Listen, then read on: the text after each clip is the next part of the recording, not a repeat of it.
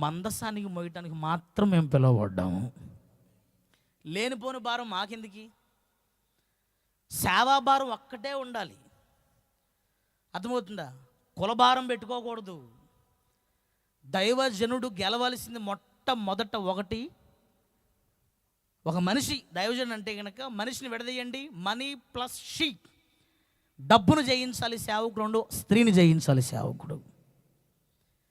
దైవజనుడు ఎప్పుడైతే డబ్బు భారమో కుటుంబ భారమో ఎలానో నా బతికేందో లేవీలకి చాలా క్లారిటీగా చెప్పినాడు.